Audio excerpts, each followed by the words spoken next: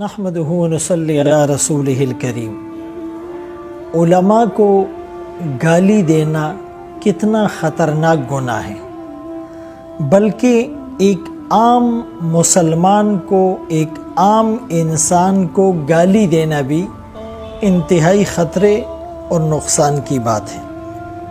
और फिर रमज़ानुल मुबारक के अंदर इस गुनाह की शिद्दत और हुर्मत में इजाफ़ा हो जाता है। बानी तबलीग मौलाना मोहम्मद इलियास रहमतुल्लाह अलैह, अल्लाह उनकी कब्र पर करोड़ों रहमतें नाजिल फरमाए, उनसे किसी ने पूछा कि हज़रत, किसी आलिम के कौल और फ़ेल में तज़ाद हो, उसके किरदार और गुफ्तार में खामी हो, तो हम उसे बुरा कह सकते हैं, उसकी गीबत कर सकते हैं, उसे लान तान और तशनी का निशाना बना सकते हैं।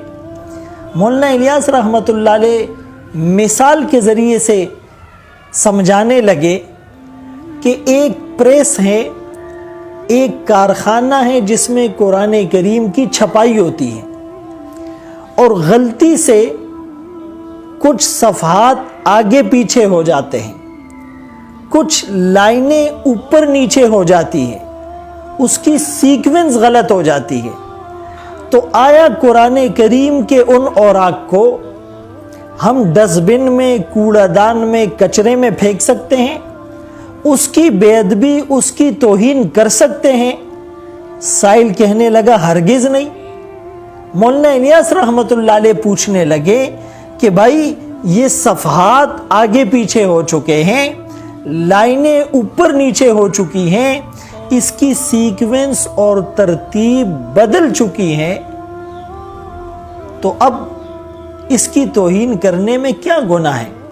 वो साइल कहने लगा, हजरत, जो भी है, जैसा भी है तो कुरान, है तो कुरान करीम की आयत, है तो मुक़द्दस औराक। मौलाना इलियास रहमतुल्लाह अलैह फरमाने लगे, बिल्कुल इसी तरह एक आलिम कि कौल और फ़ेल में अगरचे तज़ाद है, उसका किरदार अगरचे मिसाली नहीं, उसकी गुफ्तार अगरचे तुम्हें पसंद नहीं, उसकी ज़ाती बहुत सी खामियां हैं, लेकिन है तो आलिम, उसके सीने में कुरान है, उसकी निस्बत रसूलुल्लाह सल्लल्लाहु अलैहि वसल्लम के साथ है, वो मिंबर और मेहराब का वारिस हैं, लिहाजा उसके बुरे अमल की पूछ उससे मैदान महशर में और क़यामत के दिन होगी। हम इसके मुकल्लफ और ज़िम्मेदार नहीं हैं। और फिर अगर वो गलत काम करता भी है, एक आलिम उसकी इस्लाह करे, एक आलिम उस पर तनकीद करे, ये तो कुछ समझ में आने वाली बात है। लेकिन एक आम आदमी वो तनकीद के निश्तर चलाता है और क्रिटिसाइज करता है, कैरेक्टर एसिसिनेशन करता है, तो ये इंतहाई ख़तरे और नुकसान की बात है। और फिर अगर किसी को मना किया जाए, किसी को समझाने की कोशिश की जाए कि भाई ये तुम्हारे ईमान के लिए ख़तरे की बात है, तो वो आगे से जवाब देता है कि जी ये तो उलमाए सू हैं, और जो फ़ज़ाइल थे वो तो उलमाए हक़ के लिए थे। तो कितनी बदकिस्मती की बात है कि उलमाए हक और उलमाए सू का फैसला भी अवाम करने लगे हैं। यानी अपने जूते की गांठ के लिए कोई नाई के पास नहीं जाता, अपने बाल कटवाने के लिए कोई दर्जी के पास नहीं जाता, अपना सूट सिलवाने के लिए कोई सब्जी वाले के पास नहीं जाता, सब्जी खरीदने के लिए कोई कपड़े वाले के पास नहीं जाता, कपड़ा खरीदने के लिए कोई सोनार के पास नहीं जाता, सोना खरीदने के लिए कोई लोहार और भट्टी में नहीं जाता। यानी हर चीज़ की स्पेसिफिक चीज़ें हैं। यानी डॉक्टर बनने के लिए आपको मेडिकल कॉलेज जाना पड़ेगा, इंजीनियर बनने के लिए आपको इंजीनियरिंग कॉलेज जाना पड़ेगा, और आपको बैचलर ऑफ एजुकेशन के लिए आपको उसकी ख़ास यूनिवर्सिटी में जाना पड़ेगा। लेकिन दीन बेचारा इतना मजलूम है, उलमा बेचारे इतने लावारिस हैं کہ جس کے جی میں جو آئے، جب آئے، جیسا آئے، جہاں آئے، وہ فوراً اس پر وار کر دیتا ہے۔ لہٰذا گالی مولانا طارق جمیل صاحب کو دی جائے یہ بھی برا ہے، گالی مولانا فضل الرحمان صاحب کو دی جائے یہ بھی برا ہے، گالی ڈاکٹر منظور مینگل صاحب کو دی جائے یہ بھی برا ہے، گالی کسی عام عالم کو دی جائے یہ بھی برا ہے، گالی کسی عام انسان کو دی جائے یہ بھی برا ہے، ایون کہ گالی غیر مسلم کو دی جائے یہ بھی برا ہے۔